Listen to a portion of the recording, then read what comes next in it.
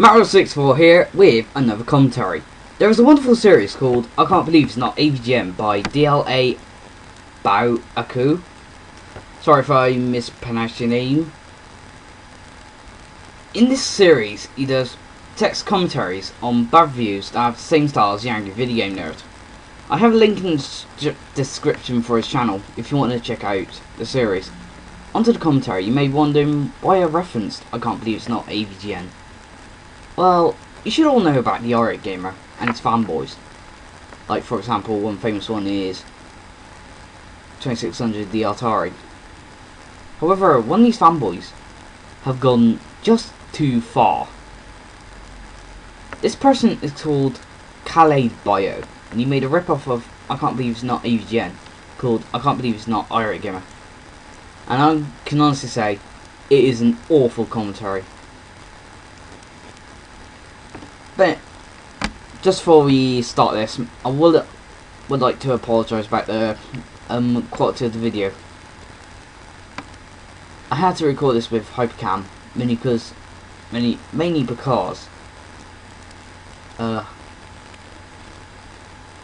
YouTube downloader it was just playing up on me for some reason. I tried so many times, but the videos just stop abruptly in Movie Maker. So this is the only way I can actually do videos from now on, commentary videos. There's a few that aren't affected by this I got, however, that's only 4 of them. But anyway, let's just start this commentary. This game sucks. Now a bit like your video. Castlevania 1 and 3 are great classic Nintendo games, but for Castlevania 2, Simon's Quest, the game designers obviously were not thinking straight. He'll explain in the video. Oh, and to anyone who's watching, be prepared for this guy to ask for unnecessary elaboration a lot. At first, it seems like a pretty decent game. A little different from the first in the series, but that's okay. Zelda 2 was different from the first, Mario 2 was different, but they were all good. The first thing that's strikingly different is the fact that you have to go through towns, talk to people, and buy stuff. I never really minded that. It makes it a little more like an adventure story, and it's kind of like Zelda, so that's okay. But the first problem comes in when it changes from day to night. He'll explain in a bit.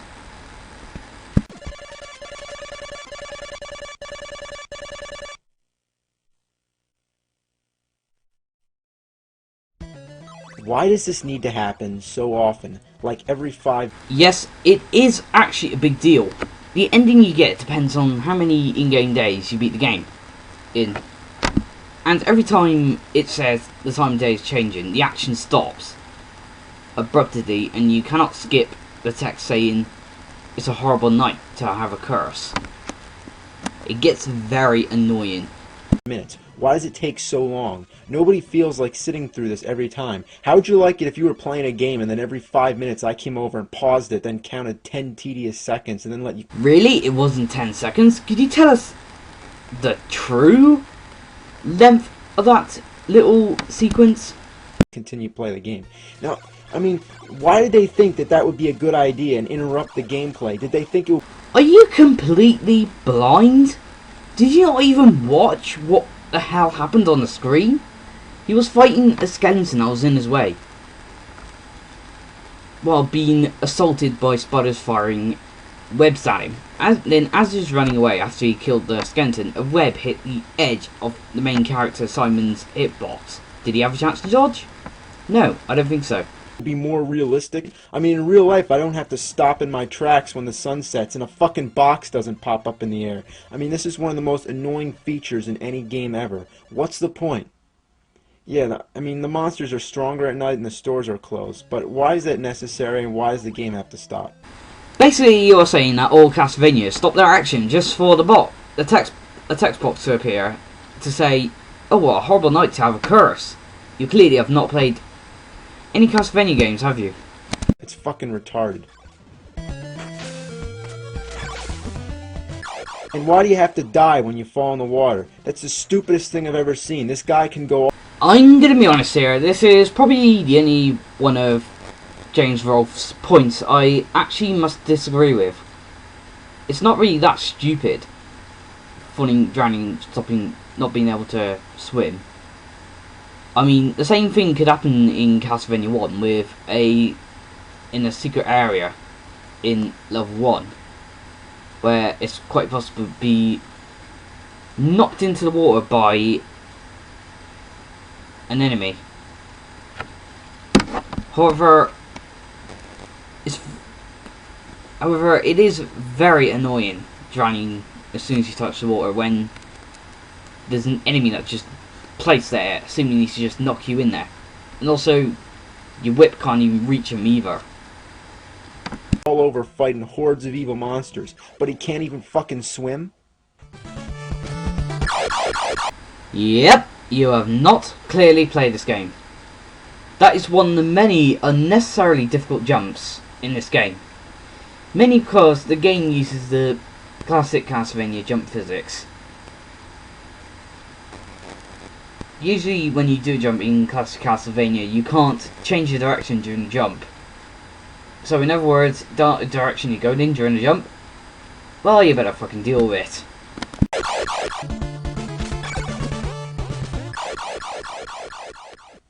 Sometimes I don't feel like going down the stairs just to get down to ground level. I mean, there's no reason I should have to do that when I can just take a shortcut and jump down. But oops, I shouldn't do that. How the hell was he supposed to know that there was water down there? The screen didn't even show it, and besides, like I said, you can't change your direction in the middle of a jump in Castlevania. Well, the classic games mainly. There might be water down there. Another thing that's really annoying about this game is the fact that you have to buy weapons and items. I mean, still, it's not uncommon. You know, like I said, that's the same thing you have to do in many great games like Zelda, but let me explain. Here you have to collect hearts, which count as money. I mean, that's kind of odd, because usually hearts count as life or energy, you know, so that's kind of strange, but, you know, that's not the point. The point is that the items you need to buy are too fucking expensive, and the hearts don't add up enough. It takes too long to get enough of them to buy something. The game apologizes for being a challenge? What the fuck do you mean by that? How the hell does the game apologize for being a challenge by making you grind for hours with an inconsistent experience earning rate and a possible drop rate of 1 heart? Could you please fucking elaborate on this? That argument of yours just made no fucking sense whatsoever. And it gets boring wandering around killing the same monsters over and over again just so you can buy a flame whip or something. Could you please give us proof that people find grinding fun? Speaking of flame whip, that's pretty weird itself, isn't it? I mean, they were really being creative with that one, the flame whip. Anyway, about the hearts. It takes too long to buy stuff, and to add on to the problem, when you die, you lose all your hearts and you have to start all over again. I bloody wouldn't. Zelda allowed you to keep your rupees after dying, so why can't Simon's Quest do the same with its hearts? I mean, doing this doesn't add to any of the game's difficulty or challenge. It just makes us have to do more of the same monotonous stuff over again, and it's not fun. I can't believe you're actually trying to make it out that grinding is a fun pastime. Grinding is never fun. Trust me, I have played many video games, and in quite a few of them, grinding has always been a frustrating experience. Boring. Oh look, I finally got enough hearts to go and buy a plant that I need to cross the swamp. Now let me get to the store. Oh shit, it's fucking nighttime. Now the stores are all closed and I have to wait for it to turn day again. Oh well, I might as well kill some zombies in the meantime and stock up. He's not contradicting himself here. He's describing and reenacting a situation that could fuck the player over. He did mention a few seconds ago that he needed to buy nut in the progress, and he has enough money, but because it's night time and all the shops are closed, his only option is to grind. And remember, you lose all your hearts after game over. On some more hearts. Oh shit! Now I gotta start all over again.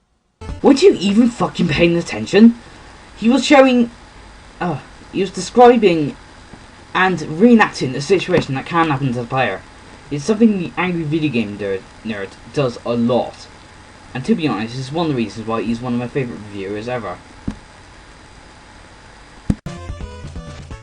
One of the worst things in the game are the pitfalls, which are areas where there's like stones or blocks that look like you could walk on them, but instead you just fall through. It's impossible to tell where these spots are the first time walking through, so you just have to keep throwing holy water all over to see where they are. It's retarded. Why should I have to do that? Are you actually defending this game, or are you just doing it for the sake of trying to call out the angry video game nerd? Again, it doesn't add up to any of the fun, challenge of the game. It's just unfair and it's annoying. Could you give an explanation of why throwing holy water and being forced to throw holy water every step is fair? And something I find funny is that you ask the AVGN to elaborate, and yet you don't even elaborate on your own points. And I find that quite hypocritical. In the dungeons, there's no bosses at the end, which is a big disappointment. Every Nintendo gamester knows that at the end of a level or a dungeon, labyrinth or whatever, there's always supposed to be a big guy who you fight. But here, they just got lazy and only put a few bosses in the game and left some of the dungeons just empty, like this one. So most of the dungeons you go through, the mansions to be exact, there's nothing at the end except for a crystal orb that you can't touch. In the rest of the Castlevania games, the tradition goes like this. You fight a boss. Hello? You've been doing that quite a few times in this whole fucking video.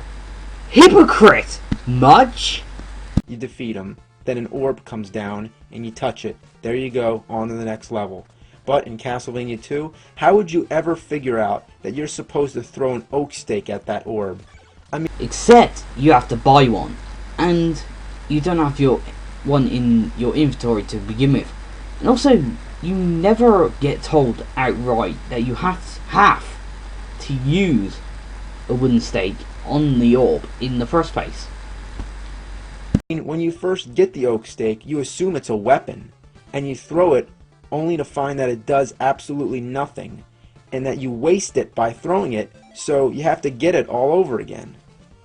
There are parts in the game that are definitely not self-explanatory and are too hard to figure out. Take this. You cannot be fucking serious. That is not what I consider a fucking challenge. Fighting death in Castlevania 1, that is a challenge. But wrapping your heads around hints that don't make any sense whatsoever. For example, it's the boraclef for your head to make a hole is not a fucking challenge, okay? Dead end, for example. Would you guess that you're supposed to pass through this wall? How? You have to kneel down by it for like 10 seconds. Now still, that's not enough to make it so cryptic and hidden that we can't figure it out. Oh, please give us more for our buck and make it harder so we can wander around the whole game and exhaust every possibility before we find out. He is about to explain why it's taken longer than it should. Be fucking patient. Seriously though, all this unnecessary asking for elaboration is really annoying. Only ask for elaboration when it's needed, okay? Okay, guess what? You need to have a red crystal selected and be kneeling down and wait a little while before this magic tornado comes and takes you to the next part of the game.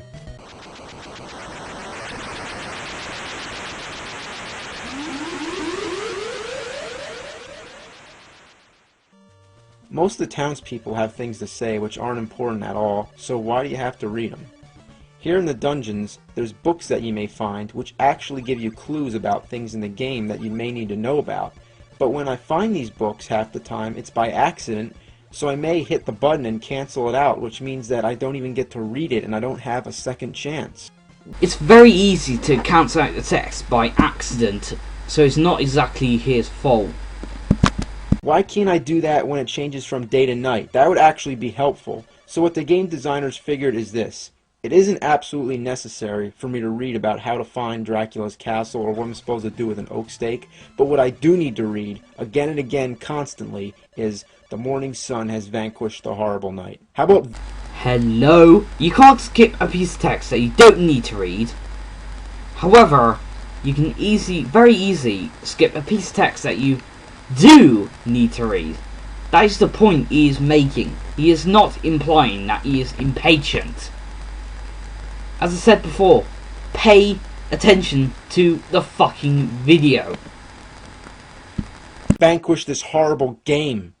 The only sure way to get through this awful game is to enter a code, but even that is way more tedious than it should be. While most of the Castlevania games have symbols you enter for a code, this one just has a whole bunch of numbers. I mean, like, one of those little parts would be enough for a password, but why 4? Like, why so many? In general, I hate games that have passwords like this because sometimes they have uppercase and lowercase letters. Like, the L's, you know, look like I's, the zeros look like O's, the 8's look like 5's, so, you know, why does there have to be so many digits? You know, as I have said before, you have been doing the exact same fucking thing. like, why can't it just be numbers or something? Like, you know, just numbers and not letters. I mean, it takes me like 5 minutes to enter this code when it should only take like 5 seconds. It's friggin' stupid. Okay, so say we enter the code and we go to Dracula's castle. You'll be pretty disappointed how anticlimactic this game is. It isn't even worth putting in a code, let alone playing the whole game all the way through, which if you did, I feel bad for you. I mean, Wrong, wrong, wrong, wrong. Wrong, wrong, wrong, wrong. You're wrong, you're wrong, you're wrong. Quite a few people hate this game. A lot of Castlevania fans, including me, spit on this game. first of all, there's no enemies in Dracula's castle. You just walk all the way through, and the only obstacles are just like going up and down steps, which won't hurt you, and they aren't challenging either. They're just tedious. I mean, what the hell is the point of going through the castle if there's nobody to fight? Did the game designers just like run out of time or something? Just use that handy dandy slider bar to go back to a point where I called him a hypocrite before, early in the video, because I just really cannot be fucked to repeat myself. So then you get up to Dracula, and guess what? He doesn't look anything like Dracula. Instead, he looks like a Grim Reaper, and he throws sickles. Yes, he does look different, but in every iteration, Dracula does look like, well, Dracula. Here, it doesn't even remotely look like Dracula. In fact, he reminds me more of Death. I mean, did the people who made this game even know what Dracula is? He's a fucking vampire. Alright, on top of everything, Dracula's way too easy. Check this out. This is a trick that I discovered myself, and so could you without the help of any strategy. The final boss is anticlimactically easy, and he's about to show off a trick that makes it even more easier. Something I want to quickly add here is that he's not even complaining about the game's overall difficulty either. He's talking about the flaws that make the game harder than it really should be. Guide. When Dracula first appears, he stands there for a while, and he gives you plenty of time to land lots of free hits. Not only does he stand there for a long time, but everything that hits him will stun him and give you even more time. Naturally, you'll probably be using the flames because it's one of the most effective weapons in the game, but using it against Dracula, it makes it simply impossible for him to even do anything. He has no chance. The second you That is not the fucking point. He is merely showing off an easy to perform exploit. At the same time, showing the viewer how broken the flames are. Telling him to do something else and make it more difficult does not subtract from the fact that this stuns Dracula. Did not even hear what he's saying. Everything that hits Dracula stuns him as well. Even if you used something else, it would still stun him. start throwing that shit at him, you've already won. I mean, why is it that easy? Did they even test this shitty game out before they released it? Did you even watch this shitty commentary before you even uploaded it? And more importantly, why the fuck did you upload it? Oh wait, he's a... Alright, Game of Fanboy. It all makes perfect sense. What a piece of shit. I mean, I feel horrible that I had to play this game in order to make this video. But I did it to demonstrate its dreadfulness, and I forced myself to play it just so that you don't have to. So you should... No, it's not stupid. This game is pretty bad. and Castlevania fans consider it the black sheep in the series. Thank me for telling you to stay away from this horrible steaming pile of goat shit.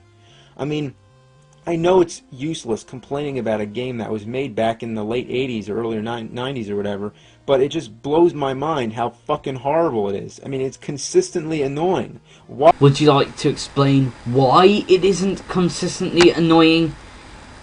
You see, you asked the guy to elaborate, and yet he elaborates anyway in the entire video after your counterpoint.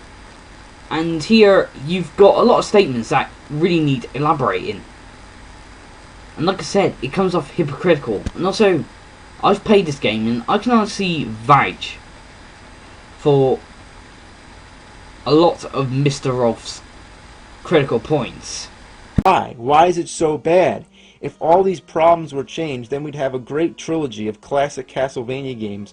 But history is history, and we might as well try to count Castlevania 3 as, you know, the second in the series, and leave this awful piece of horseshit alone, as it stands today as one of the biggest fuck-ups of all time. And I can say the same fucking thing to you. Do you really think you're proven wrong? Well, simple answer. You lose! Good day, sir! Thank you for listening. Good night. The ending sucks too. And that was the end of the video. And now for my final thought. Caleb Bio, just stop. Honestly, just stop. You make yourself look like a laughing stock in every video. And to be honest, you are coming off as a troll. Not only that, but you completely steal an idea and do a bad job at it. I mean, come the fuck on. The amount of hypocrisy in this video was absolutely ridiculous. But anyway, I'm done. This has been Matt, signing out.